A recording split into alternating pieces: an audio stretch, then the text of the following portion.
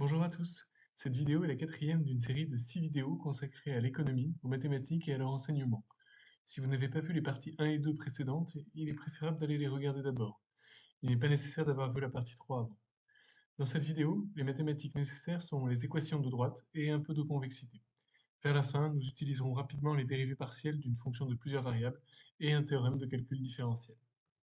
Si tu es élève au lycée, tu as subi ou tu subiras ces mensonges pendant encore 2 ans, comme ça tu es prévenu.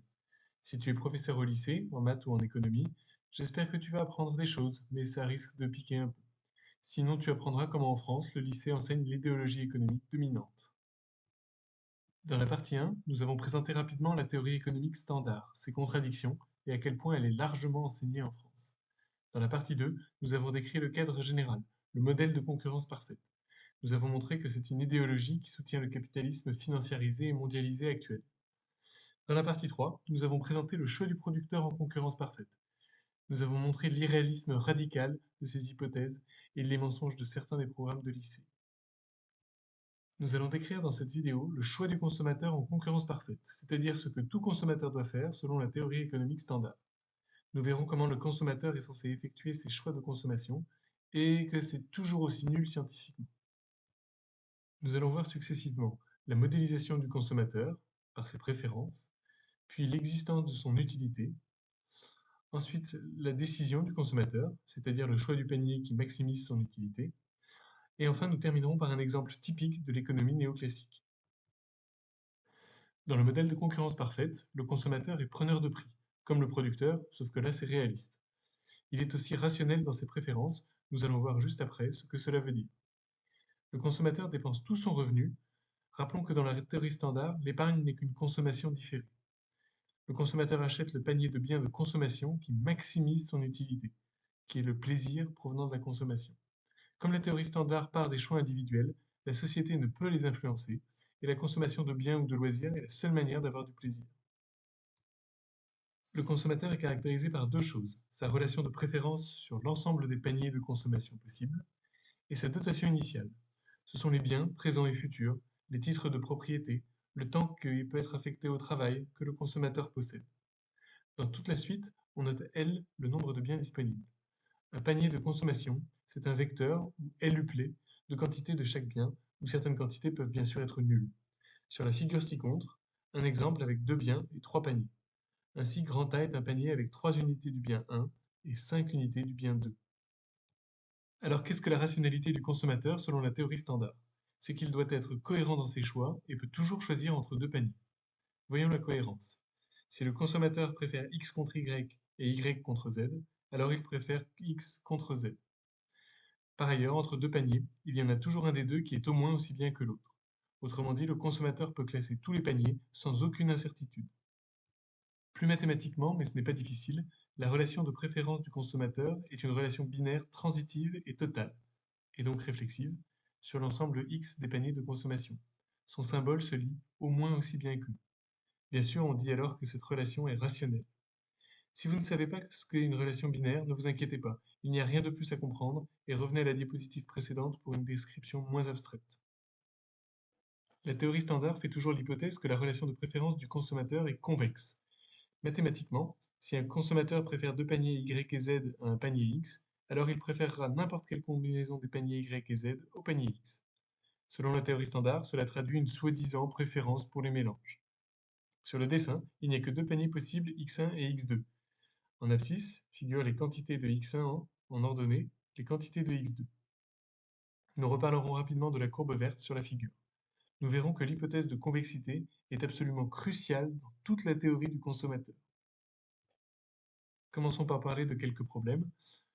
Le premier, c'est que, comme on a vu en partie 1, dans le cadre général de la concurrence parfaite, le consommateur peut classer les biens présents et futurs car il connaît leur prix.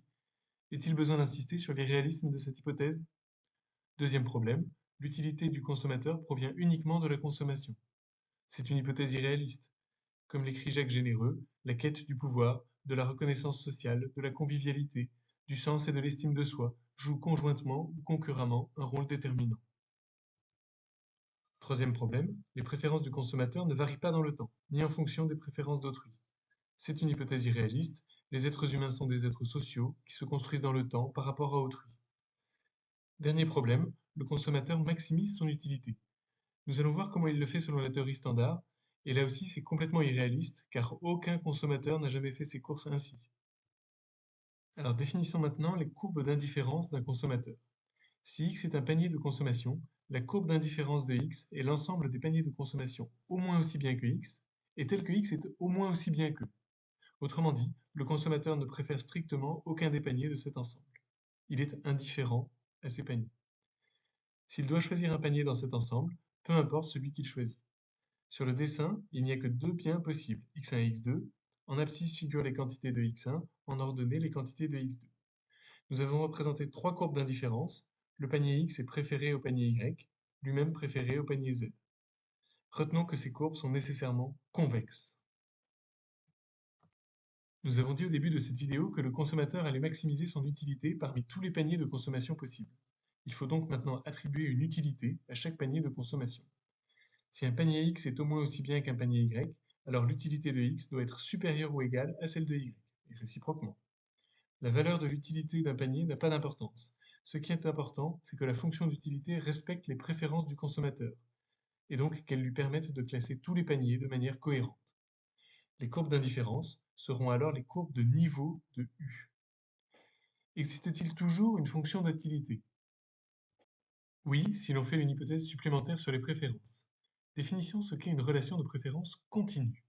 On dit qu'une relation de préférence est continue si, lorsque l'on prend deux suites de paniers de limites x et y, si pour tout entier naturel n, xn est au moins aussi bien que yn, alors à la limite, on doit aussi avoir x au moins aussi bien que y. Alors on peut démontrer le théorème suivant, difficile. Pour toute relation de préférence rationnelle et continue, il existe une fonction d'utilité continue qui la représente. Bien sûr, cette fonction d'utilité n'est jamais unique. On peut la multiplier par un coefficient strictement positif quelconque. Dans toute la suite, on fait donc l'hypothèse que les relations de préférence sont rationnelles, continues et convexes.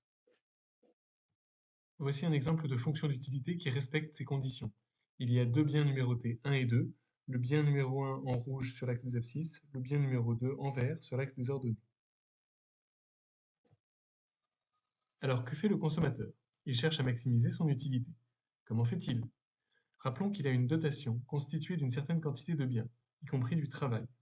Le commissaire-priseur a affiché les prix de tous les biens, donc le consommateur peut calculer le revenu W que peut lui procurer la vente de sa dotation. Parmi tous les paniers de biens qu'il peut acheter avec son revenu W, il en choisit un qui maximise son utilité. Quel panier le consommateur peut-il acheter? Il a un revenu ou budget W. Tout panier coûtant moins de W est accessible. Considérons un exemple avec deux biens. L'ensemble des paniers accessibles est le triangle assuré en vert sur la figure.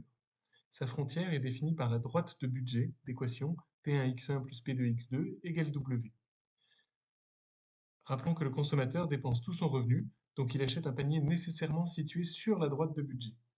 Il achètera peut-être le panier A, mais pas le panier B, selon la théorie standard. Mais lequel choisir? Eh bien, celui qui maximisera son utilité. Représentons donc toutes ces données. Conservons la même droite de budget et représentons la courbe de niveau 4 de l'utilité du consommateur. Comme la courbe et la droite n'ont pas de point commun, on ne peut acheter aucun panier de la courbe de niveau 4. Représentons la courbe de niveau 2,5 de l'utilité. Cette fois-ci, on peut acheter deux paniers. Mais toujours pour la même droite de budget, on voit qu'il n'y a qu'un panier accessible d'utilité maximale, 3,3. C'est le choix du consommateur. Si comme sur les dessins précédents, les courbes d'indifférence sont strictement convexes, on voit qu'il y a un unique panier qui maximise l'utilité du consommateur, pour lequel il dépense tout son revenu. Problème, le consommateur est une machine, un supercalculateur, qui maximise son utilité parmi des paniers de milliers de biens. Il connaît en outre les prix futurs. Terminons maintenant par un exemple avec l'étude de deux biens numérotés 1 et 2.